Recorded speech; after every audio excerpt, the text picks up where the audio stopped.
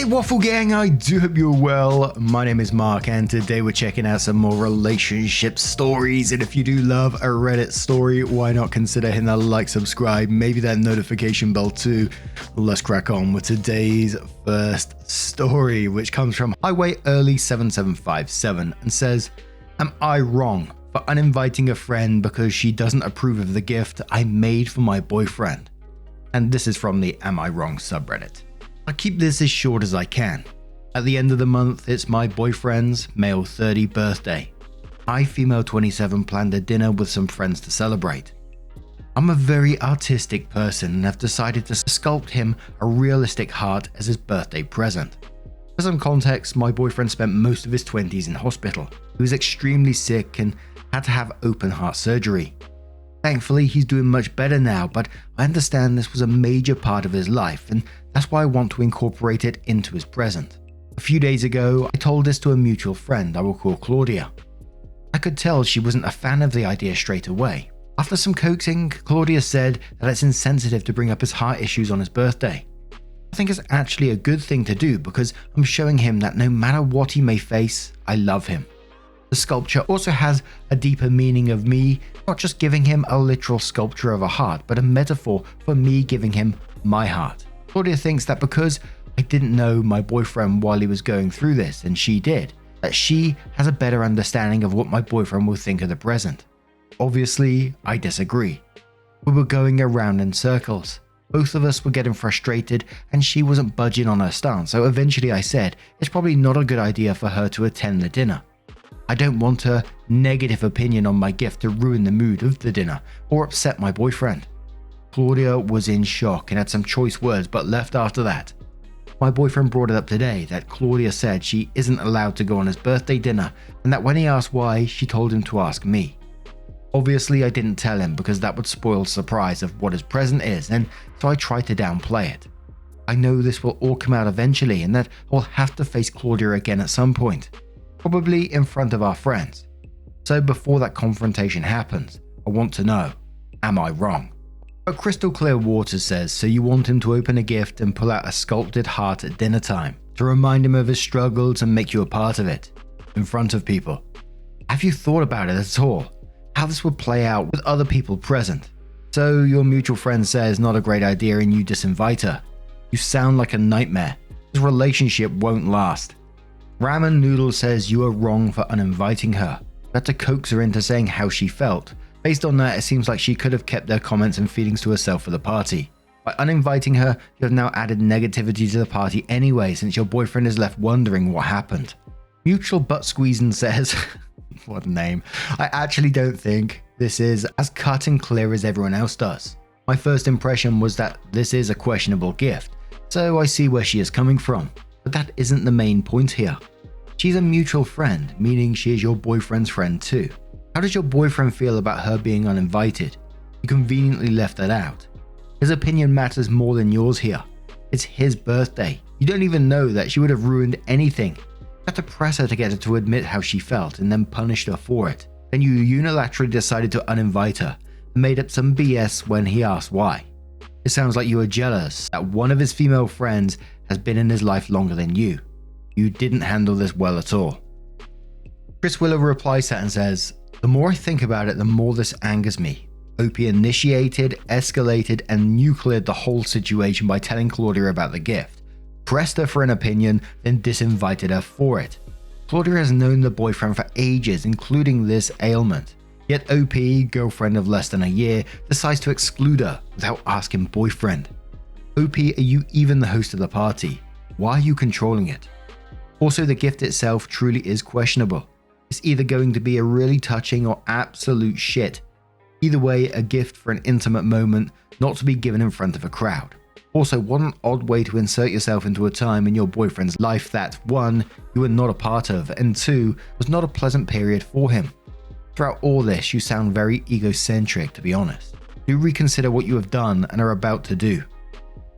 And one more comment from Mysterious Spell, who says, I think you were unreasonable. Your gift idea is really iffy. I know that it is meant with love, but your boyfriend is going to have a strong reaction to it that could be unhappy and traumatized. It's possible he will love it, but it's also possible he will find it extremely upsetting.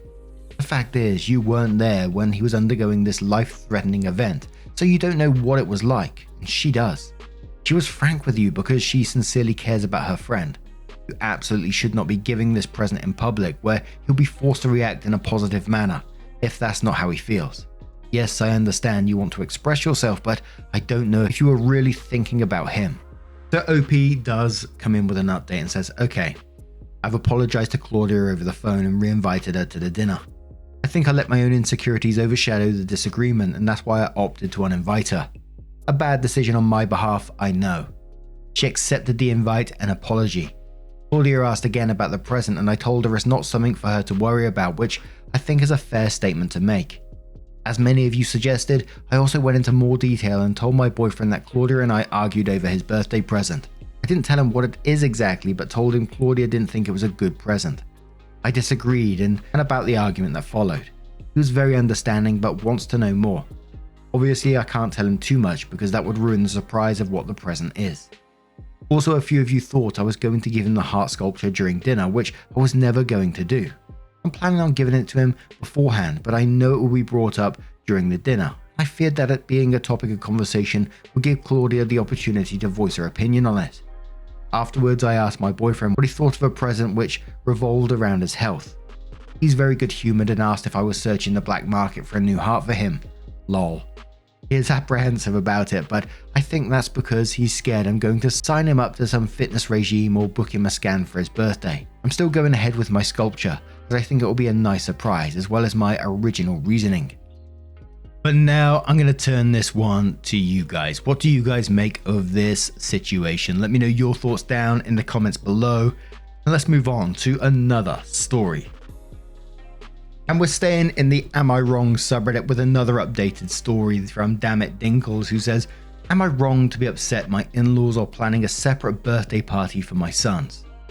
Yes, I'm a member of Just No Mother-in-Law, but wanted a more objective opinion on the echo chamber that can be over there. My husband and I bought my mum's house and are currently doing major renovations to it. We're redoing the plumbing and the bathrooms, for example. As a result, we can't really host any gatherings there until the plumbing and the flooring is done. I knew it would most likely not be done in time for our twins' first birthday, which is next weekend. My sister-in-law, SIL2, also is high needs on the ASD scale. My in-laws don't go many places because taking her with them for any length of time can be a process. There is also sister-in-law 1, who has 3 nieces. I wanted to specify that for brevity. I asked my in-laws if, both of those things in mind, we could host the boys' first birthday party at their house and plan to do a pool party. They have a decent sized pool and we live in South Florida. Mother-in-law asked how many people I would want to invite, and I said the bare bones, but with both of our families and the closest friends, that still comes out to 40 to 50 people. They agreed and that was it.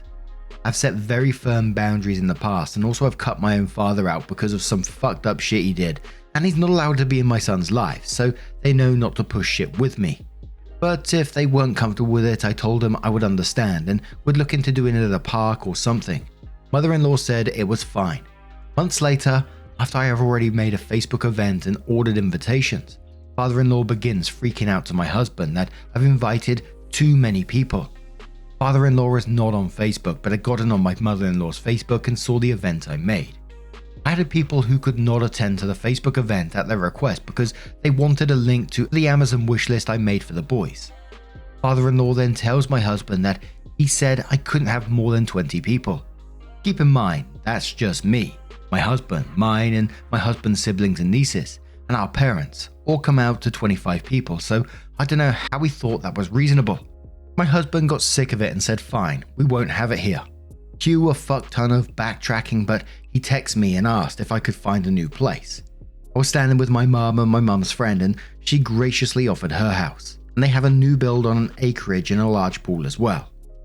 I sent a follow-up text to sister-in-law 1 since I never received an RSVP and found out from sister-in-law and mother-in-law today, less than a week before the birthday party, that none of my husband's family will be attending their first birthday party, and instead we're going to throw them a party on the day my mother-in-law helps me by watching the boys so I can work late, meaning I can't be there.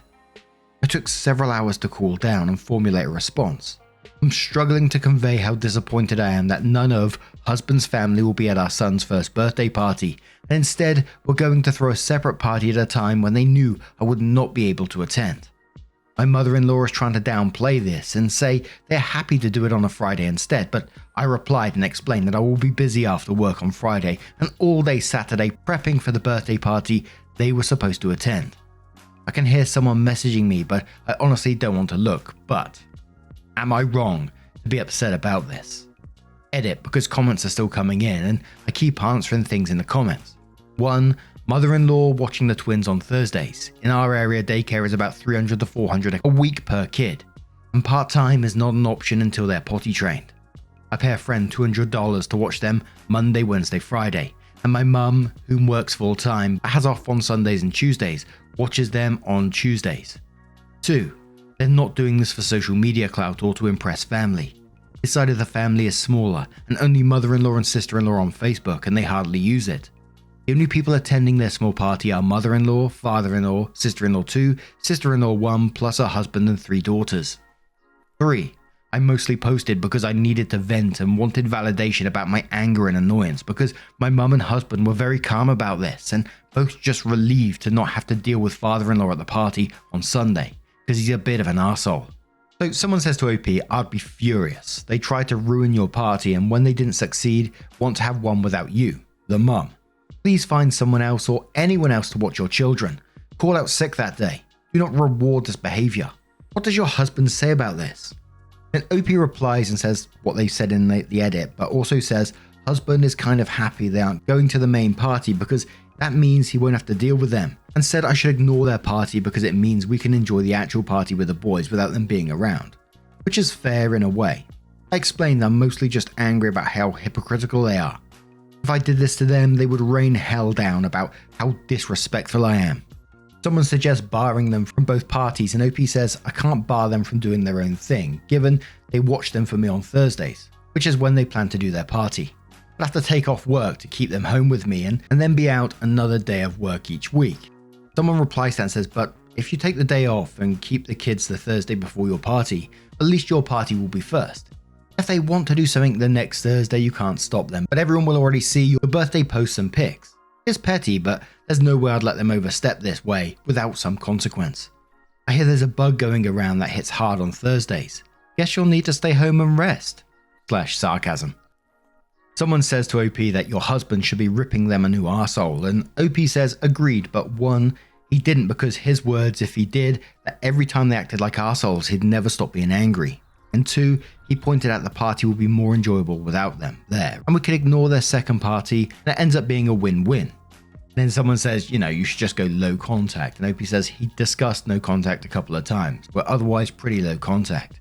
I was no contact for a year because of bullshit described somewhere in my post history, and they're more careful with me. I think if we can get to a spot where they aren't watching them, it'd be better, but it's not feasible right now.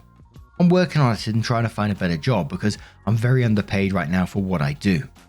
Spirited Pooper says, my own mother is like this and we've had to severely limit contact for her to start understanding. I also had to be very clear with her that these are all my boundaries as she constantly tries to blame my wife. OP says I don't get what the end game is here with these kind of parents and grandparents. They wonder why we spend more time with other people and then make it harder to be around them. Newsflash, I'm not going to pick you over people I enjoy more. And I'm kind of on the side of the petty comments in what may be considered like the petty comments in this one about keeping, your son home on that Thursday and having your party first, because it kind of feels like that's what they're trying to do, absolutely destroy your plans and then they're going to have this party first and I don't know, will they rub it in your face? Possibly, who knows? I think in the grand scheme of things, and I know you've already expressed the troubles like with the costs and stuff like that, is that you need to go further low contact or even no contact more and try to find some kind of alternative childcare, which I know is easier said than done. You've already mentioned the prices, etc. And it just sounds like a really difficult situation. The OP does update the post and they said, I wanted to include some info that I got a lot of questions on. 1, I have twin sons, they are turning 1, so biggish party because biggish family. 2, I have 25 first cousins. I invited 5 of them and their spouses and kids and only 2 confirmed and we're still at 40 plus people. If you don't get this, it's okay, but anyone with a large family understands get-togethers aren't small. 3, my mum works full time and has offered on Sundays and Tuesdays, so she can only watch them on Tuesdays for me. My friend has been watching them on Monday, Wednesday, Friday, and my mother-in-law has been watching them on Thursdays. My friend offered to take over on Thursdays if necessary, so I have that in my back pocket now. 4, taking off one day of work wouldn't normally be an issue, but my husband was out of work for 2 weeks. He's union and was in between jobs, and in that time ended up at the hospital for a week, so I physically could not afford to take off. My friend has already told me to pay her later when I have money, and I have to pull from savings to make ends meet. 5, my husband and I have both done individual therapy and couples counseling and have come a long way, especially him.